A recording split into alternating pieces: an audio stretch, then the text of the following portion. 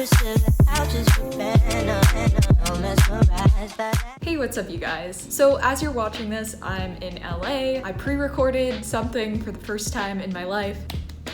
Yay to me. I'm actually filming this about an hour before I need to leave for the airport, so I'm still a chronic procrastinator. Anyway, I wanted to do a part 2 of the thrifting 2020 trends for you guys, and since the last one was specifically focused on winter, I wanted to incorporate some other pieces that I think can transition into the spring. I know spring is a long ways away for most of you guys, but since I'm gonna be spending Christmas in Florida and Thanksgiving in LA, I feel like I can already start incorporating some of these less bundled up looks into my wardrobe. So like most of my videos, I'm gonna show you guys an outfit for each of the pieces that I thrifted and talk about which trend or trends I feel like they fit in with. The first thing that I styled for you guys is this gorgeous dark green pencil skirt that I got at a Woke Vintage. I have not worn a skirt in a very long time because I feel like a lot of them are cut in a way that just doesn't fit my body right. But I think one big trend that we're going to see with skirts in the coming year is this very 80s silhouette where they're super cinched at the waist and then they have a very rounded shape throughout the hips. So this is definitely a trend that you can get on board with if you are a little bit curvier.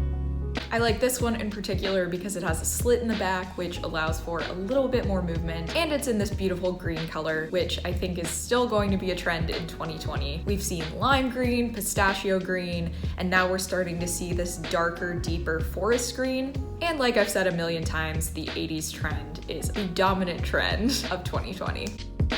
So to keep myself from looking too much like a school teacher, I went a little bit more for the 80s Western look with this outfit. I threw on that super chunky Western belt that I got at Beacon's Closet, and then these Western boots from L-Train Vintage. The top is also a little bit Western. I showed this one in my last video. It's this paisley top that I got at a Woke Vintage a different time. And voila, this is the completed look.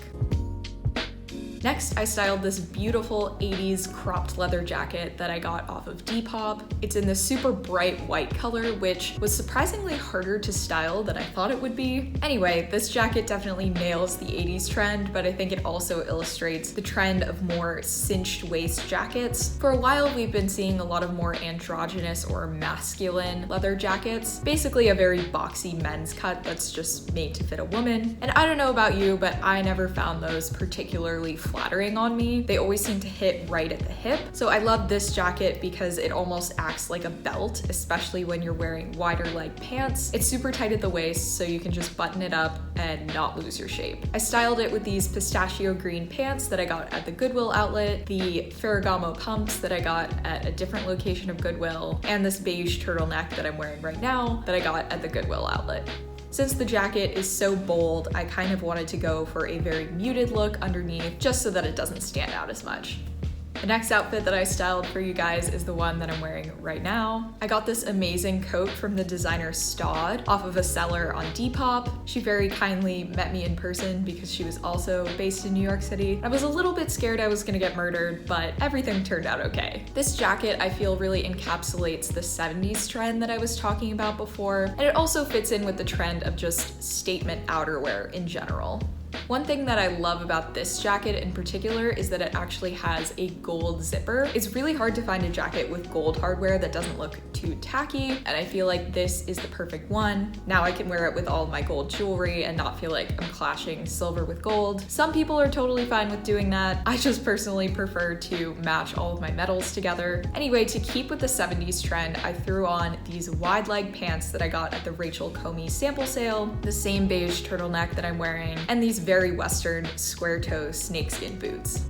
I also love that this jacket has sort of off-white and chocolatey brown stripes because I sometimes think that black and white pieces can look a little bit harsh. I just personally find it more flattering and easy to style. Moving on, the next outfit that I styled features these amazing green boots that I got from a seller on Depop. The trends that I think these boots capture are 1, the pistachio green trend, and 2, the square toe shoe trend.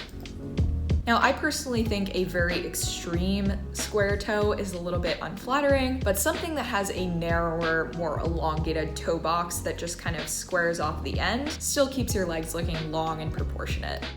These boots also have a funky little cutout on the ankle, which kind of makes them hard to wear with socks, but like I said, I'm going to LA and then Florida, so I'll be able to wear them without freezing my ass off. Since I didn't want to take any attention away from the boots, I paired them with these khaki cropped tibby pants that I got at Beacon's Closet. If I were going to wear them with socks and have them stick out through the weird little side hole, I would probably wear longer pants so you could see that situation happening. Then to tie in the green from the boots, I put on this sort of vaguely tiger print top that I got from a seller on Depop.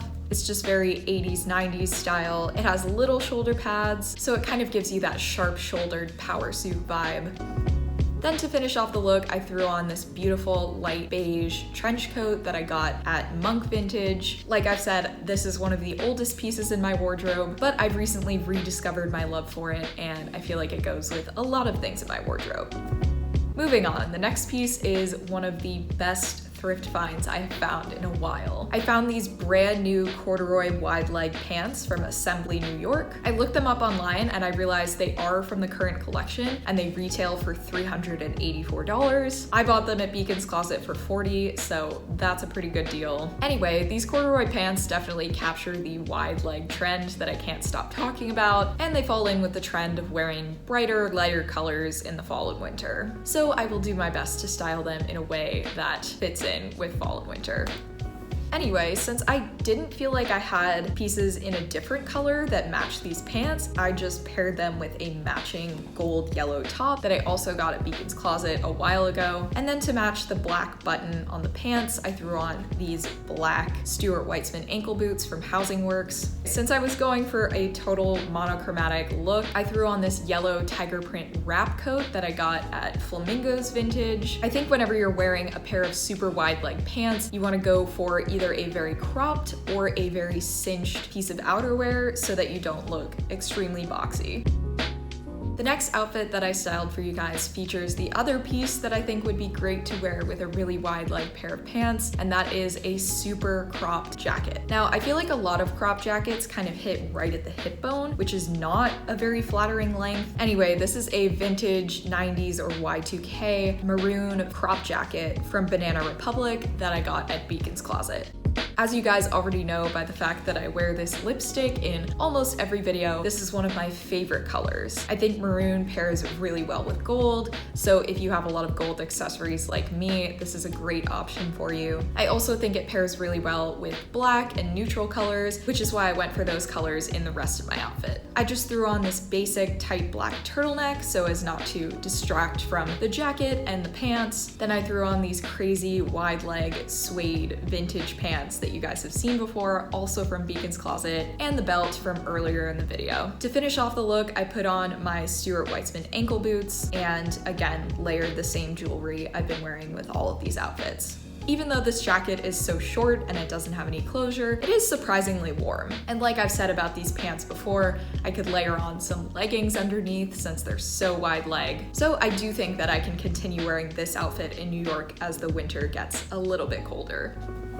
So the last outfit that I'm styling for you guys is a little bit of a bonus. I didn't pick up another article of clothing in my last week of thrifting, so I just styled this belt that I haven't shown you guys before and a pair of pants that I'm selling on Depop. Now, you guys know that I am super obsessed with the black belt I just wore in the last outfit, but I feel like it can detract from certain outfits, especially when I'm wearing lighter colors and lighter shoes. So I was super thrilled when I found a similar style 80s belt at a Woke Vintage. This one has more of a gold beige kind of leather instead though. So these pants, which are multiple sizes too big for me, finally fit when I cinched them in with this belt. They actually have a little bit of blue threading in them, which is why I threw on this beautiful silk blouse from a Woke Vintage. Then to tie in the beige from the belt, I threw on my lace-up boots that I got off of Depop. These are another super 80s vintage piece, but they also kind of go in with the Victorian trend. And then to tie in the blues and beiges in this outfit, I threw on this vintage linen blazer from a different location of Beacon's closet. Now, I definitely got more wear out of this in the summer,